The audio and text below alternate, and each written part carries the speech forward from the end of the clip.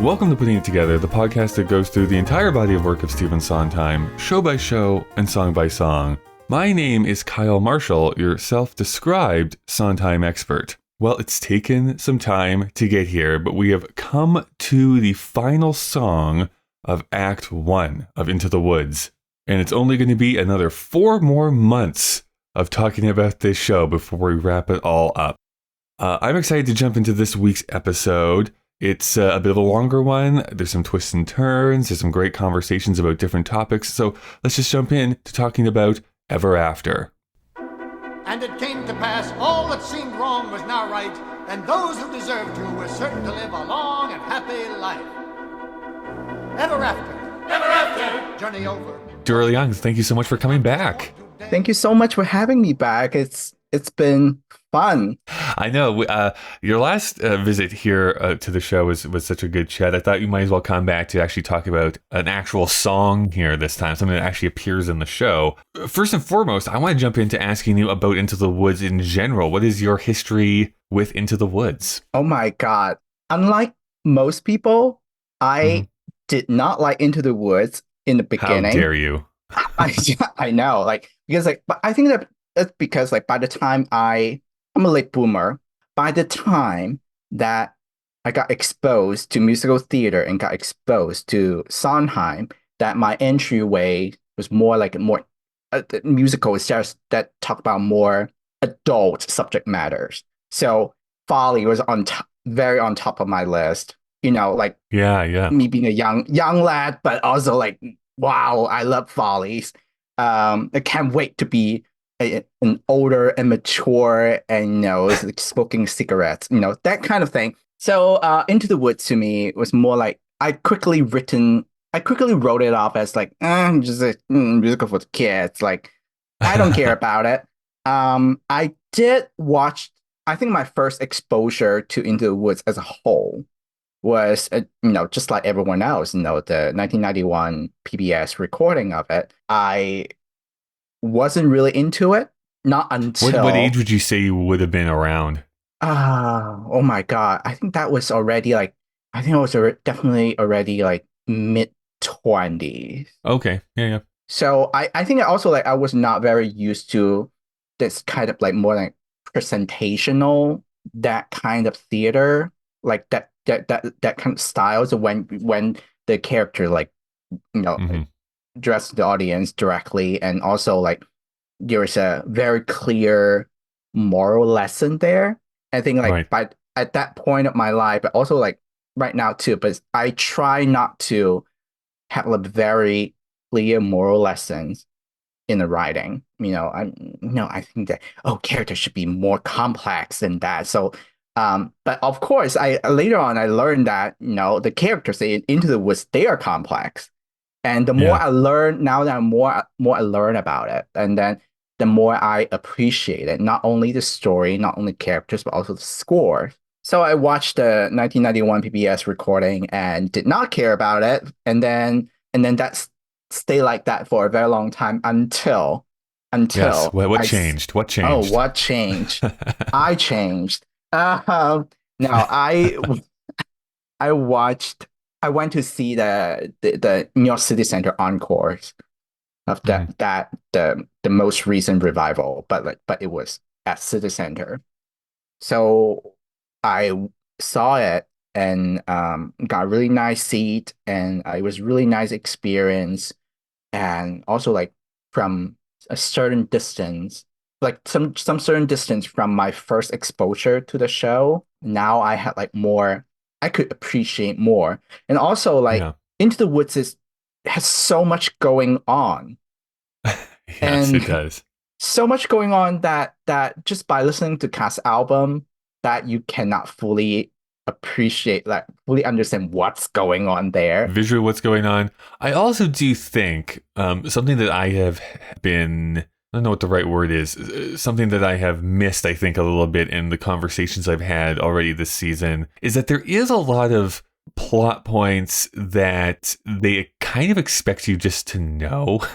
You know what I mean? You are expected to come into the show knowing basically the tale of Cinderella and Little Red Riding Hood and Jack and the Beanstalk, because a lot of that stuff happens off screen or off stage, That right? is true. That is true. And also, I think that's also explained why I couldn't get into it in the first time around because I wasn't familiar with those tales. Like I did not grow up with these fairy tales. And so and yeah, and what you said was true. It's like a lot of time, like the character just comes in and saying, "Oh, what just happened?" Off stage, and it's like, "Oh, okay." So even though like in the year betweens, I have listened to cast albums in multiple versions of cast albums Into the Woods, and Right. musically I started to appreciate it, but also like as a theater piece as a whole that I did not learn to appreciate until I got to see it again in Mhm. 2021, 2022. I forgot, but time is constant. When it transfers to Broadway?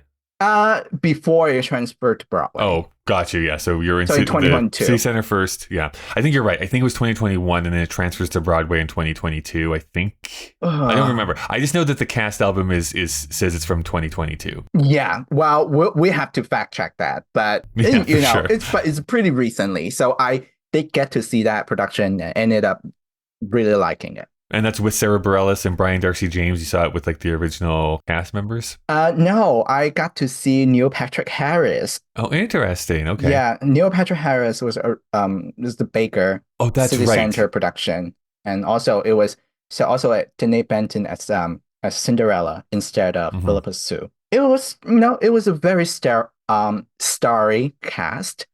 Yeah. That added a charm to the production. I think I've said this a few different times. I did see the Broadway transfer of that production, but very late into its run. That's when I was actually able to make it to New York City. So I saw it with Stephanie J. Block, Sebastian. Oh gosh, I always forget his last name. Her husband.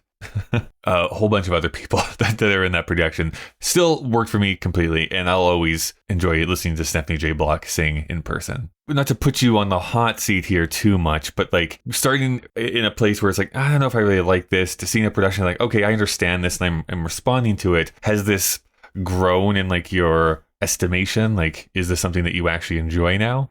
Oh, yes, I am. I also did a little bit of homework like before coming to this recording session.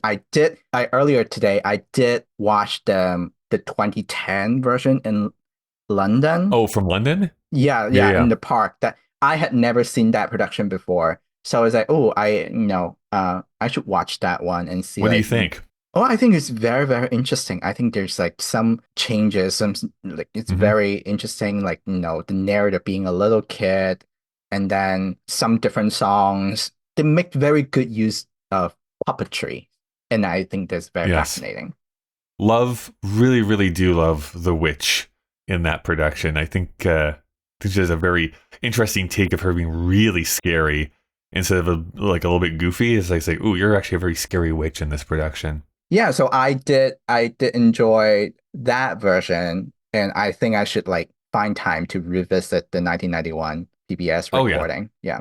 The last time I watched that original production, I ugly cried on my couch. So that is what happened when I watched it by myself. But you are not alone. I know. Well, no thank one you. is alone. You're not alone. Thank you. Symbolism.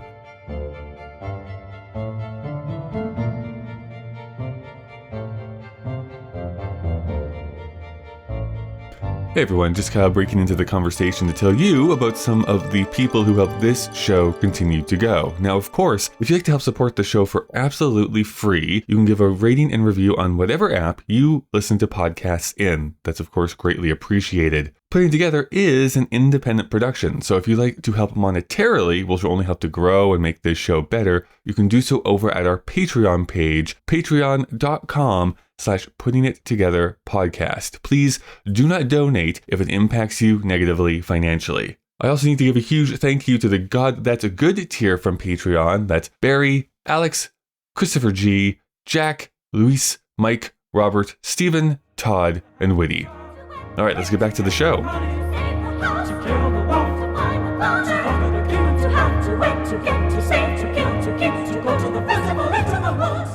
So, what song are we talking about here today? We are talking about the Act 1 closer, Ever After. That is correct. One aspect of this that I'm just going to call out, we're not actually going to spend a whole lot of time with this. However, within the book, Look, I Made a Hat, where Sondheim writes out all of his lyrics, he does include the section that happens kind of right before this. It's still called Ever After, but from my understanding, has never been recorded on any of the readily available recordings. So I'm just going to run them down. It is not on the original Broadway cast. It's not on the 2002 Broadway revival. It is not on the 2022 Broadway revival. The movie does not even include this song, so we don't have to talk about that. And actually, that's the only one I didn't check, although it's only available on YouTube, which is the original London production, but I'm going to assume it's probably not included on that too. That is the entire rundown of the Cinderella plot, where we see the two stepsisters trying to get the prince to like them, and the mother cuts off the heel and the toe, and the birds come and tell them all about it, and he looks at the blood and he almost vomits about it. So there's that whole section here of wrapping up. I'm going to ask you a question that is impossible to answer, which is, why do you think this is not included on any of the recordings? My God. Logistically, I don't know. I don't have a good answer for that. And most of the time when we omit some scenes or dialogues from the cast recording, mostly is because some logistical difficulties there, or to save cost or something like that. Yeah, like on the original recording, I would have to assume it was just a time saver. Like right there, I have to remember, even though my copy of the original Broadway cast album was in like a bigger CD case, I'm pretty sure it was still only on one CD. That all being said, I'm sure they wanted to shrink down the recording because they don't do some of the reprises on that original Broadway cast either. I think Agony is the only like official reprise that they do, and a lot of like the Cinderella like Steps at the Palace and all that reprise that they do, that's all not included in that original Broadway cast either. Actually, Kyle, I'm just like looking back in the scores. I have a score in front of me. It's actually the stepsister being cut off their feet or toes. It's actually happened before this. Yes, that is right. Number. Like even in the book, it is listed as coming before, but its name is called Ever After. It's actually part of all these lyrics we're about to go through. So I don't know if it actually has a different name in the score that they sing. Regardless, well, in the score, it says Act 1 finale, and there is a part 1, part 2, part 3, part 4, and what we listen to on the cast albums Ever After is Act 1 finale part 4. Okay, yeah. So there's a lot of lead up here that just is not included in the recordings. That's right. But this is my thing, and I guess it's maybe just a me thing, whereas I can understand totally when this is first coming out in the 80s, we need to save space. We can't record the full score, else we're getting 2 CDs or 2 cassette tapes, honestly, is what that would have been back then. So we have to shrink it down. In the digital age, I'm always a little bit amazed that they still kind of keep to that a little bit, because you can have a little bit of longer because you're not really worrying about space necessarily on like a cassette or a tape or a record. Why they choose not to record this section. And I need answers. I am demanding answers from the people in charge. I mean, I guess it's mostly, going back to the logistics. I think that, like when people book rehearsal studios, they have like some certain times. That's always true. I think it's always goes back to the money and like how much money you're willing to spend. And also like there's a lot of people involved in musical theater as opposed to recording pop music. I guess that is a good point.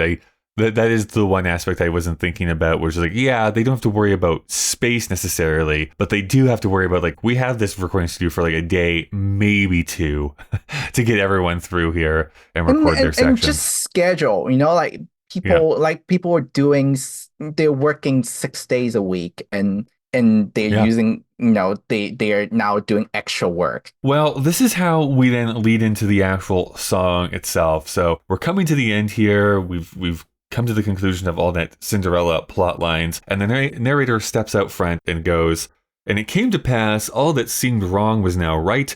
The kingdom was filled with joy, and those who deserved to were certain to live a long and happy life." And everyone goes, "Ever after. Journey over, all is mended, and it's not just for today, but tomorrow and extended ever after. Ever after. All the curses have been ended, and the reverses wiped away, all this tenderness and laughter for forever after." And it came to pass, all that seemed wrong was now right. The kingdoms were filled with joy, and all those who deserved to were certain to live a long and happy life. Ever after. Ever after. Journey over, all is mended, and it's not just for today, but tomorrow and extended ever after. Ever after. All the curses have been ended, the reverses wiped away, all is tenderness and laughter for forever after. Oh my God, I think that it's like it started out very it's like bouncy and jumpy. It's actually, the music is telling you, it's a happy ending is coming, everyone's happy, and especially after a lot what we just saw after the last number. And then we see, we're getting a sense of that this is heading toward a happy ending, and then we are building up the momentum musically, and this also, I think, it's also the first time narrator leading the song. That is right. By the way, with two things on that. First, I think that this definitely feels like what everyone is expecting when you hear that there is a musical based on fairy tales. The one aspect that most people will remember from fairy tales is the ending piece, and they lived happily ever after. Like, that's kind of how a lot of them ended, at least the sanitized versions that most kids are familiar with. Like, that's how it ends. So I like that they're playing on that. But I do like that the narrator steps out and starts singing here a little bit, which normally, except if you're going in a different direction, is played by like an elderly man. Maybe doesn't have like the best voice in the world, but it still works within the presentation. This is, by the way, if I was to ever be cast in a musical, this is really the only role I think I could do, is the narrator from Into the Woods. Well, I mean, any role in Sondheim musicals are difficult, I would say. True. Though. And it's like, even though like the range is lower than most male voices, but still, because it's very rhythmic and up tempo in a way that if you fall off the train, it's very difficult to get back on. I've heard people who have done this either in like high school or college productions, of just being like, getting the timing right is just the thing that takes the longest. It's not necessarily learning your part of the song. It's like knowing that, okay, you have to hit it right on the right time so it doesn't fall apart. Yeah, and especially like like a group number like this, and I assume like most production would incorporate choreography in this number. So you have to remember the blocking and have to remember the lines, and then of course the pitch. There's a lot. I do also love, just talking about some of the actual specific lyrics here, the way that it ends, right? They lived happily ever after, and then they shout ever after. But then this last lyric I read out is for forever after, which is just a nice little turn of phrase. The company then comes back together here and sings happy now and happy hence and happy ever after. Now, the next part, I'm just going to break out slightly so that it doesn't become super confusing. So the narrator is singing, there were dangers and confusions, and the paths would often swerve. There were constant disillusions, but they never lost their nerve. But the rest of the company is singing kind of as a back and forth, saying, we were frightened, but we hid it. We did not. It's amazing that we did it. Not a lot. And then they all come together and sing, and they reached the right conclusions, and they got what they deserved. There were dangers and confusions, and the paths would often swerve. There were constant disillusions, but they never lost their nerve. And they reached the right conclusions, and they got what they deserved. Did they get what they deserve? I mean, they tend to think so. I just think that's an interesting word to use in this case, the deserve specifically, because I think that there is within fairy tales and folk tales this essence that there is a morality being applied to the actions of the people involved, right? Where evil people get punished and good people get rewarded. Mm-hmm. And this is why I think this is such a brilliant show. That's still kind of what they're setting up here for that to be kind of dismantled in Act 2. Where it's like, well, sometimes bad things happen to good people, and sometimes bad people get away with it. I think it's so, just like in a lot of Sondheim songs that when multiple people singing together and they sing different things, like a lot of time like, you just cannot pay attention to everything. And for example, like when I listen to this songs that my attention, like I just pay most my attention on what narrator is singing. Yeah. And then I not until I really like look into the lyrics and say, oh, all the other characters are singing, who was singing behind him was actually also saying something really interesting. Well, yeah, because just to call it out here, they're doing a joke here, which I guess I kind of knew, but that also hits a little bit more when I read it out here, because I think you're right. I think I'm focusing more on what the narrator is singing in this section, and the company is kind of just like color in the background, like supporting him. Because it's doing something that Sondheim does not often do, which is having a bunch of people sing the same thing at the same time. Right. Normally he likes to have his characters all singing different things over top of each other to create this interesting point counterpoint. And in this case, they're all singing the same thing. But I like that. I'm like, we were frightened, but we hid it. We did not. Like they're just undercutting themselves. They're making a joke about the fact that we hid this fact that we were frightened. Actually, we didn't. We were frightened the entire time. Yeah, it's great humor underneath that, and also like us going back to what you just said, it's like when people are saying different things, like a lot of other musicals, a lot of musical theater writers that just in case before letting the characters sing on top of each other, like it's difficult to introduce new information when the first time, like introduce the new information in when they are singing on top of each other's. I think most of the time that the characters like already have some sort of solo section, so the audience would register what they're saying, and then they would add another layer to it, so the audience ear will be drawn to a new character's perspective. But in this number, basically, Sondheim just threw everything together all at once. And this is so fascinating, so interesting, and so brave as a songwriter. It was so fun and so upbeat here too, right? This is it's just a fun introduction to this song, because it really does feel like, this is going to be the rousing finale that we get to be a part of. They then come together and they sing "Not a sigh and not a sorrow, tenderness and laughter, joy today and bliss tomorrow and forever after." And then we have the stepsisters go back and forth here, singing, "I was greedy, I was vain, I was haughty, I was smug, we were happy, it was fun, but we were blind. Then we went into the woods to get our wish, and now we're really blind."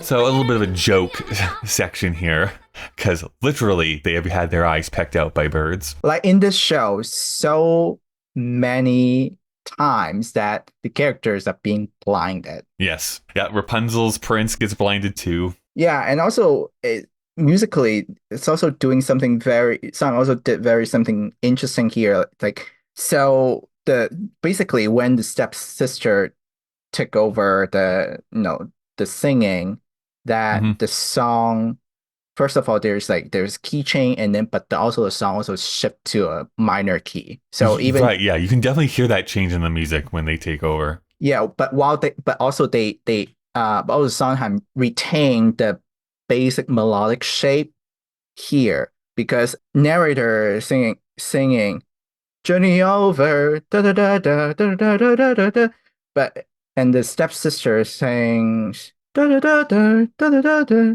So it's the basic melodic shape there, but one is on top of major chord and the other one is on the minor chord. Do you have a theory on why that is? I guess I have my own little pet theory now that you've brought that to my attention. But do you have a theory about why he went minor for their section? I mean, it's always like you could always like there's the cop out answer is like the dramaturgical reason behind it. Sure. Minor keys also represents like something darker and something more negative. But also when in the actual writing, there's also consideration of the performer's vocal range, especially, there's so many performers involved in this number that for this key, like when I write songs that if I want to move the song from this key to the other key and also somehow shift the color of the contour, there's a lot of calculation. It's actually it's like doing math, doing puzzle. That's Sondheim's favorite. So I would say there has to be some reasons behind it, and definitely multiple reasons behind it. Yeah, I feel I like align a little bit more with the fact that this is like it's meant to be not happy. Like everyone else who's singing on stage is like, hey, we got what we wanted. And like, we're so happy about the fact that we got what we wanted. And in a moment, we're going to hear from the witch. And it's so interesting that they break in the middle of this song about everyone singing about how great it is and how happy they are, to have the kind of three characters, the stepsisters and the witch, to be like, I don't know if we got what we wanted. I don't know if I'm happy ever after right now.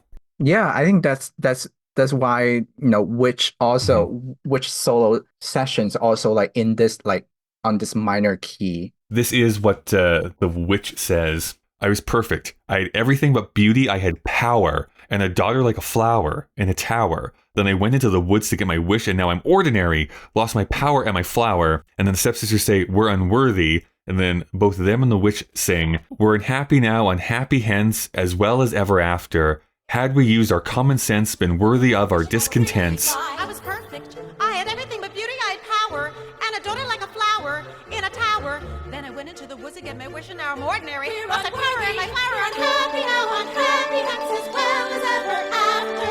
Had we used our common sense, been worthy of our discontents to be happy. Oh my God, that it's patter.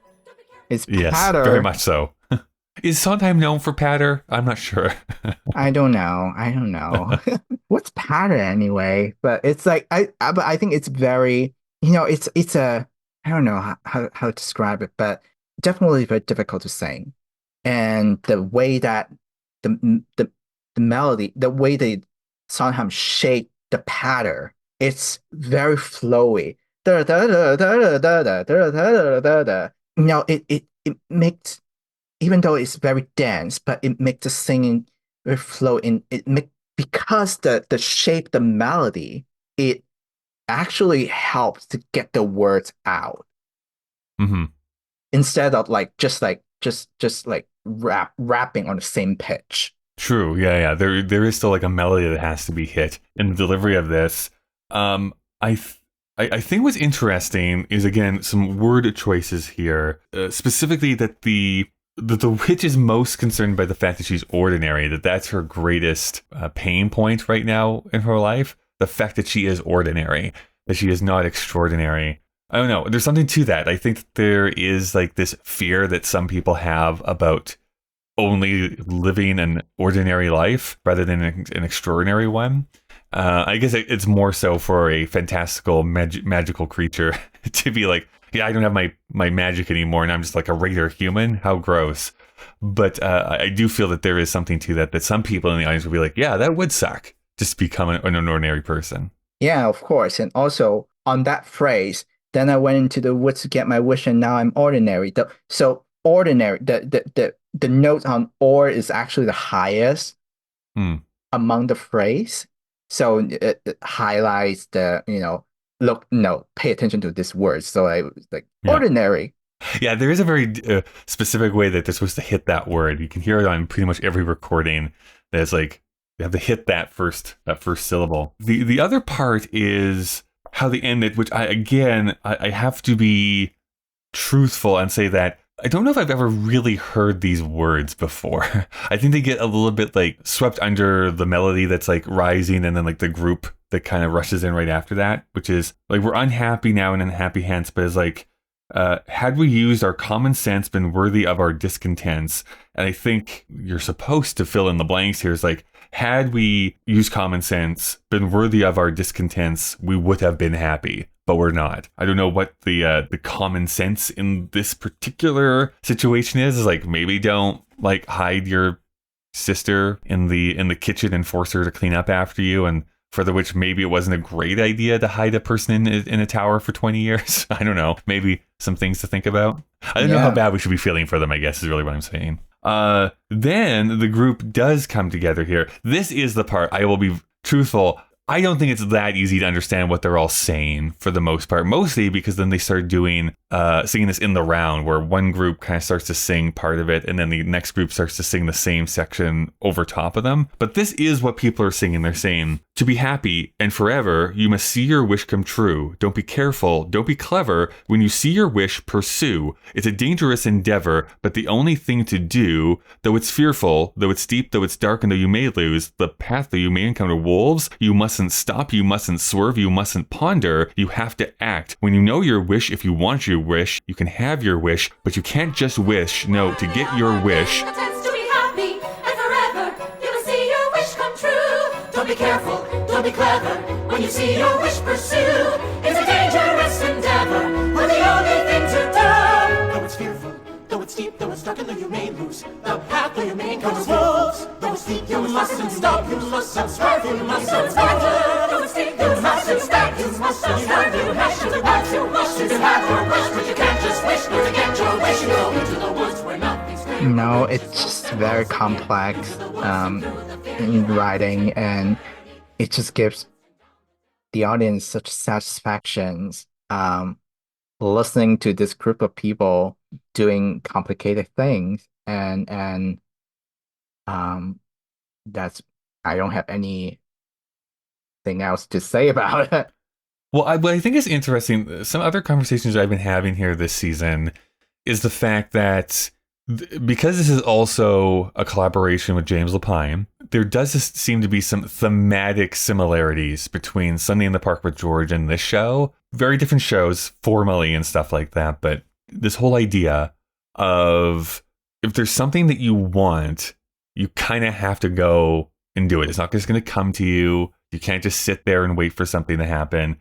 And this is going a little step further, which is like, if you see something you want, you have to go after it. That we know. That's the whole move on metaphor that goes on in Sunday in the Park. But I like this idea of like, you can't be careful, but you also can't be clever. You can't overthink it too much either. Almost like the warning beam. Yes, pursue it, but also don't let it consume you at the same time. Like, don't let it take over your life too much. You can like be too clever in going after something, or like too many plans, which then also is not living in that case. That's what I'm taking from this. I'm just going to point that out, but I don't know. You're free to disagree. Yeah, well, I agree, and also I think that because we are also introducing like a deeper philosophy here, that is like a that's not like a straight up moral lessons or straight up like telling you what to do, telling you not what to do.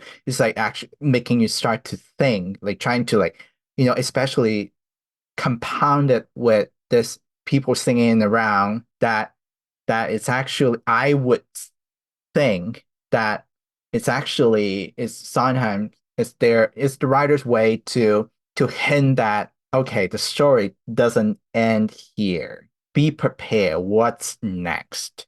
I think that's my interpretation. Yeah, it is that little moral lesson that we're throwing here at the end.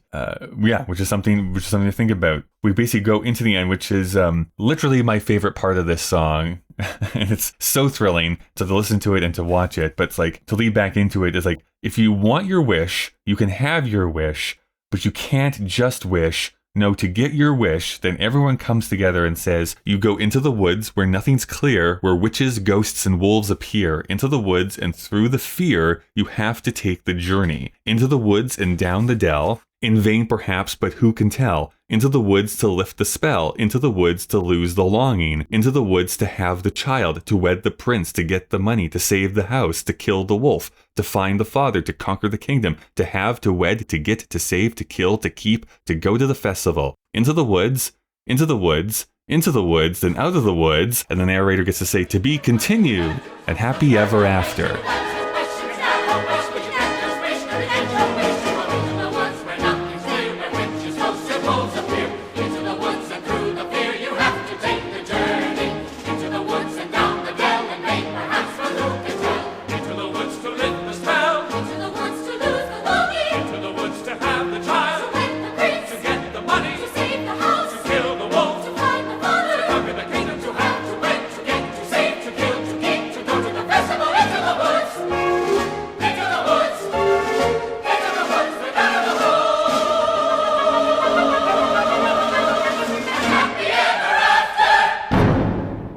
And that's how we end Act 1. But what do we want to say about this kind of rousing end piece? Oh my God, this is so exciting. Like, especially after the very complex sessions when characters sing on top of each other, and then we bring them all back to the theme that the very first theme that we heard from the prologue, and it just brings such great satisfaction. I also want to point out that, I think now we're like in 2023 and 21st century, that there's a lot. Now I'm looking at it, it's like there's a phrase that now could be interpreted differently, or just by listening to it. It's like, into the woods where nothing clear, where witches go and wolves appear.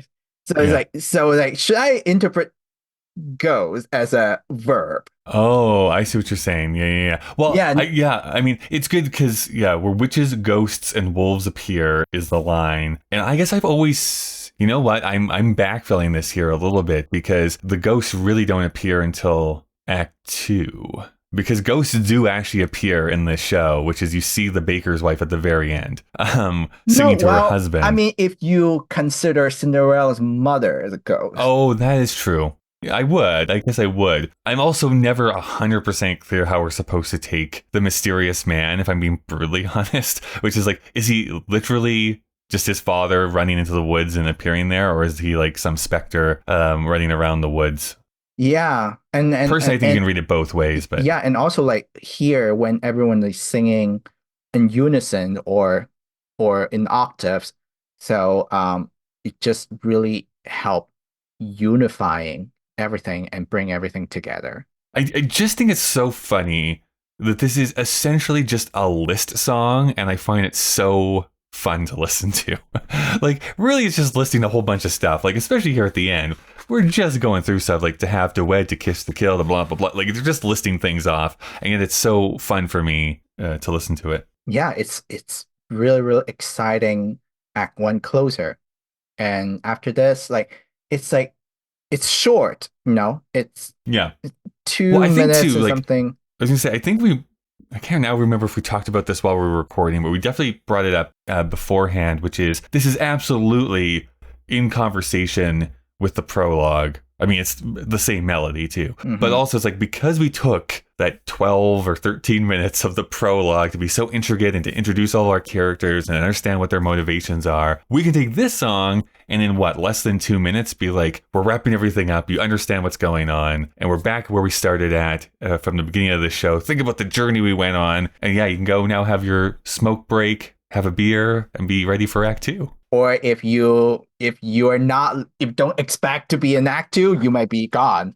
Well, that is true. So I will say, as far as I understand it, because it's included in the PBS recording, included in all the recordings except for the original Broadway cast, but from anything that I've read, even in previews, they had the narrator say to be continued to try and trigger the audience. You're going to see there's an Act 2 to this. Don't leave right now. Sondheim does write a little bit about the fact that there were, I think during the workshops and some other places where people just didn't get it, that there was an Act 2, that they just felt everything was wrapped up. And so people were leaving and they had to no, it's not done yet. come back into the theater. You know what? Like that reminds me of someone that I know that, well, it's not my friend, but a friend of theirs went to Mhm. see Here We Are, and then they left during intermission.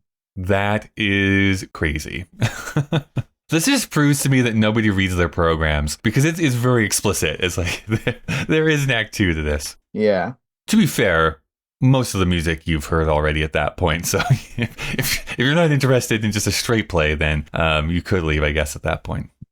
Have you seen Here We Are? I did. Thoughts and feelings very quickly as a sidebar. We don't have to get like too far into the weeds, but I mean, I enjoyed it. I liked it very much. I think it's like a really nice piece of theater that I think that even when Sondheim is not there for most of the act two, I think the show kept it exciting, and I totally bought it. It's like it's very interesting piece of theater and about a group of complicated characters. yeah. Very amazing cast, and I happen to have like had a very nice seat, so the entire theatrical experience is really nice for me. It's just the Shed is such a perfect venue for Well, that it's such a show. weird venue, but I will say probably the most comfortable seats I've ever sat for a musical in New York City, if I'm being honest. My butt didn't fall asleep. It was great. As far as the seats go, I keep thinking back to it, and I still think it does feel like an unfinished work to me still. And I do feel that had Sondheim lived to see like this production, he would been like, I can write you 2 more songs just to flesh this out here at the end. But, yeah, I'm going to be interested. I do have, I'm not going to name anyone, but I do have a bootleg recording of the audio that I've been listening to, which is great. Wow. But I am looking forward to them having like a professional recording that I'm hoping gets done. Is this part gonna be on the podcast? Yes. Okay, so you are letting other people know that I'm you letting do. people know. I'm not saying that I'm Okay. sharing it with people.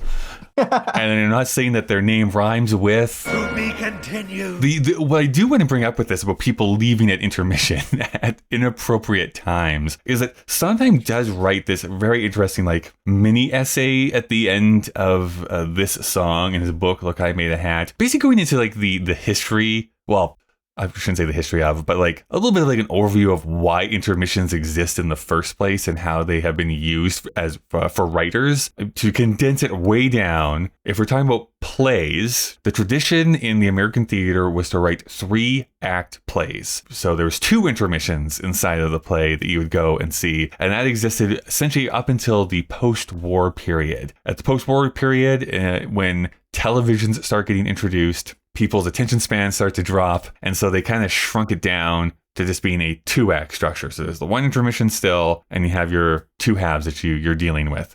And he said just because of the expense and some other stuff that are involved, musicals never did the 3-act. There's a few here and there that did the 3-act structure, but most of them have adhered to that 2-act structure for the history of the medium. We also know that there is such a thing as the 1-act musical. The original Follies was that, for instance. And then coming up, we'll hit 2 in a row with Assassins and Passion are both 1-act musicals. But by and large, we're still dealing with the fact that musicals are 2 with an intermission, so you can go and have your break. Now, it's his impression in this book that was published 12 years ago that he thinks that people's attention spans are dropping even further, and he thinks it isn't going to be that long until most musical theater will be 1-act, where they will probably just get rid of that intermission for a couple different reasons. One being the fact that, again, in his opinion, even in his own shows, the 2nd act way shorter, you're really resolving things pretty quickly, and you're just kind of padding the runtime out a little bit, with either reprises or, in the old days, dream ballets, that sort of thing, just to make the 2nd act go for like that 45 minutes, just to feel like you've seen something, sort of thing. Anyways, that's me speaking for a long time. I'm throwing it to you to ask you, do you agree with him? Do you think that musicals will eventually adapt into being different, where it's like no intermission for new musicals being written? We're just writing them 2 hours or less so that people have a more compact show. I do recognize the trend. Like more and more new musicals are being written with only 1 act in mind. by saying one act, we were just talking about no intermission, because there is also a different definition of one act shows, which means that it's like one act show as opposed to full length show as like to fill up in your entire evening as entertainment. So when people say one act shows, that first of all, you need to like be clear if you're talking about 30 to 60-minute show as Sure, one act yeah. show, or a 90-minute show without an intermission. So presumably what we're talking about is like no intermission, 90 to maybe probably under 2 hours, Yeah. that kind of musicals. I do recognize there's the trend. More and more new musical is written in with that structure. I would say, like if the content is good, that you could. I believe if the content is really good, that the audience will be willing to sit through it, or to continue to experience some epic theatrical experience. I believe that in audience member, but I do think that the trend is mostly because of financial reasons. Mhm. It's definitely cheaper to produce a shorter show. The only pushback I think I can see, because I think you're right, producers I think would be all over that. Hey, we don't have to have as long of a show. It could be a little bit more compact, et cetera, et cetera. Theater owners, I feel, are going to be the ones that want to push back, because the intermission is where you get merch sales, drink sales, all that kind of stuff. A little extra bit of money every night. Yeah, so but I think that there's so many intermissionless new musicals out there, to a point that I got delightfully surprised by the new musical on Broadway right now, How to Dance in Ohio. That one I was so happy to find out that it's like it's 2 act shows, and we got to spend more time with these lovely characters. So I was so happy about it. But during my last interview, I mentioned that I went to NYU for musical theater writing program. And basically, our second year is to work on an original musical. So they highly encourage us to write a show that is no more than 90 minutes, and with a cast of no more than 7 actors. I think the reason behind it is, mostly, financial. Definitely it's easier to how it get produced, Mm-hmm. Yeah, and also it's hard truth that people's attention spans are getting shorter and shorter. I know it's true for me, to be honest with you. Like, I'm actually scared myself a few times. Oh, my attention span is so short anymore. This is where I think I have to go on like one of those what is it, like electronic detoxes, where you don't like you hide your phone and computer away for a week. You go like live in a cabin or something like that, and you just like, okay, like be in the moment, like enjoy the stuff that's going slow, that sort of thing. Because it's wild how impatient I get if I'm just sitting not doing anything for like 30 seconds. Yeah, I get it. It's unfortunate, but we are all, subject to this change as a society. What fascinates me about that concept, because I don't know, I know there's a bunch of new stuff coming to Broadway here this season, and I hear like rumblings about some other shows that are like being workshopped currently, and there seems to be like a burgeoning industry of like cast only musicals, like stuff that just have recordings that want to do a production on stage, but are trying to raise funds, that sort of thing. It just is a bit of a different writing exercise, right? Like if you look at old TV, you had to write to the commercial breaks, right? You had to have something that was your ending based on a cliffhanger, each commercial break, so people are incentivized to come back and continue watching. Same thing for theater. You're ending that on something, on some sort of plot complication that makes the audience want to return back and see what's going to happen. And that's a slightly different thing when it's a one act with no intermission, where you're still having that rising action, falling climax, all that good stuff, but you're not like ending it so people get up and walk around for a bit. And now in the streaming world, when there is no commercial breaks, you get to have a TV episode that doesn't have to right to the commercial break. You can just have a longer narrative that goes through it, which is also why, conversely, the opposite thing is happening with movies that seem to be getting longer and longer, and people are calling for the return of the intermission for films. So who knows? But if theater is going to become a little bit shorter, no intermission, I do think that actually does make it easier then to adapt into a film then, because you don't have to contend with trying to figure out how to adapt an Act 1 closer and Act 2 opener, which is usually the fatal flaw that happens in most musical adaptations. It was like, what do you do with this? That doesn't really need to be here, because you don't need that to happen in a movie. Yeah. Well, I'm glad you brought this up, because like actually, like in the Disney movie version of Into the Woods, Ever After, that show, like that song is just like underscore. But yes, right. The track, the movie soundtrack, like Ever After, actually contains music of Act 2 opener, So Happy.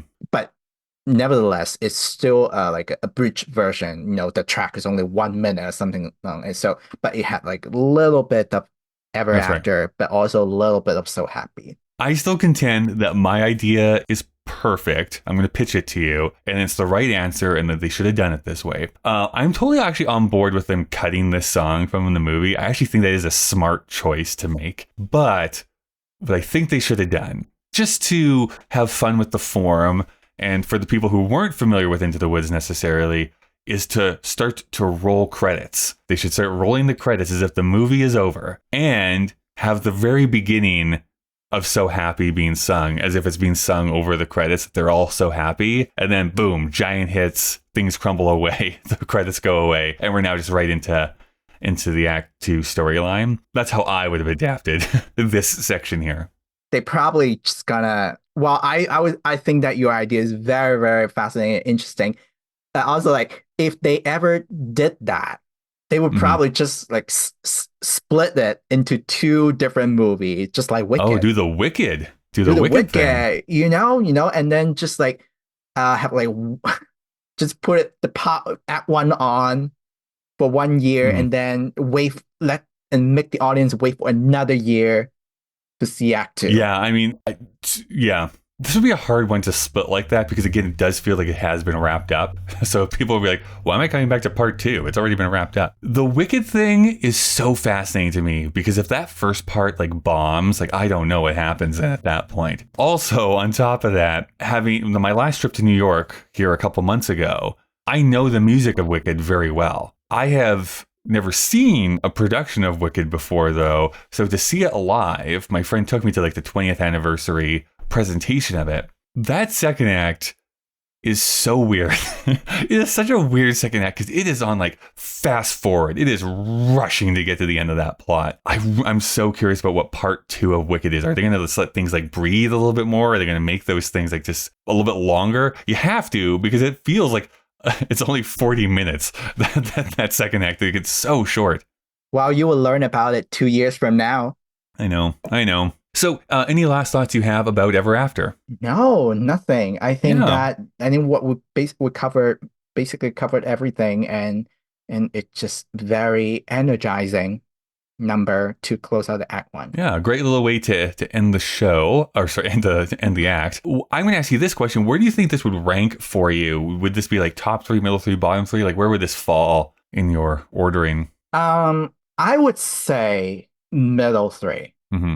I think that I actually prefer this type of musical numbers over other like more clean cut standalone numbers, because first of all, I think that this type of sequence is much more difficult to write. Sure. So like from as a writer, I do appreciate experiencing this kind of complex musical sequence where it functions as what it basically does. It's doing a lot of job. It's pushing the show forward and function as many different things together. So I would put it in the middle 3, or the middle 1/3 of the score. Yeah, no, I agree with you. I think this would show up like right in the middle, maybe bottom of the middle. Like it's a song I quite like. I come back to it quite a bit just because I love the tune and how it ends.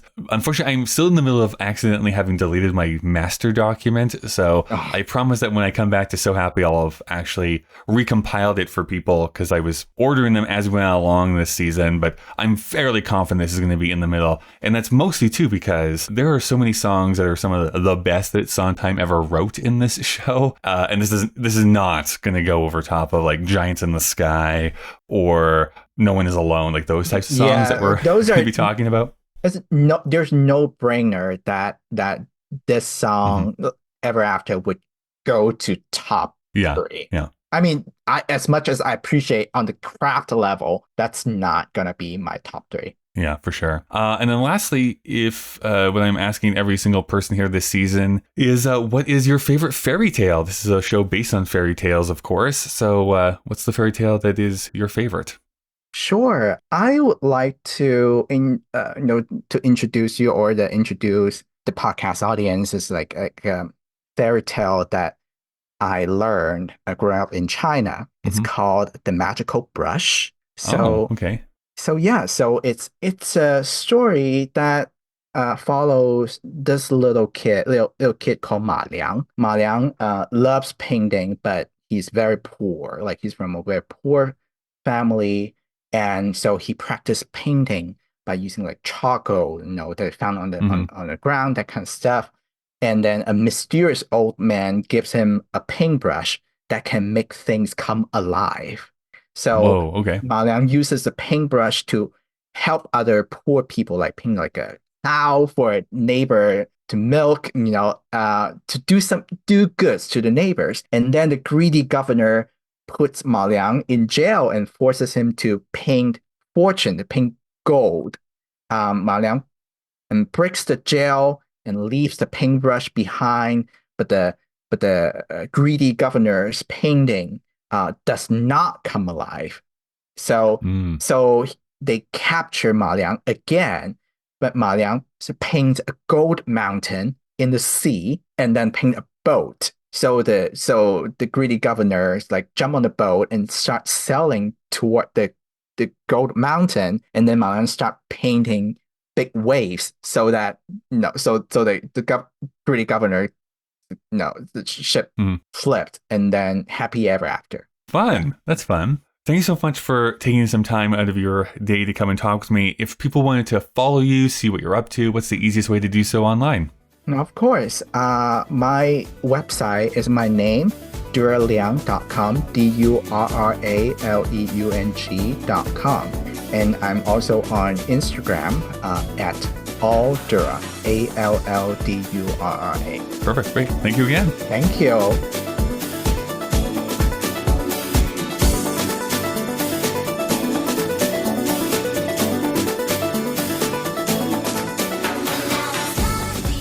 Thank you so much for listening. You can send emails to puttingittogetherpodcast@gmail.com. You can also follow Sondheim Podcast on Twitter and Instagram. This is an independent production, so you can support the show on Patreon by going to patreon.com/puttingittogetherpodcast. Put Together is available on Apple Podcasts, Google Podcasts, Spotify, and pretty much anywhere you get podcasts from. Consider subscribing so that you never miss an episode. Next week, we're going to start our few weeks of our intermission, so we're going to go back to Sunday in the Park with George to talk about the 2 Sundays, in between the verticals of trees, of course. As always, a big thank you to the great Chris Taniguchi, who designed the podcast artwork, and Nick Driscoll for composing our theme music. Well, we reached the end of our episode. Yes, I know. Goodbye for now.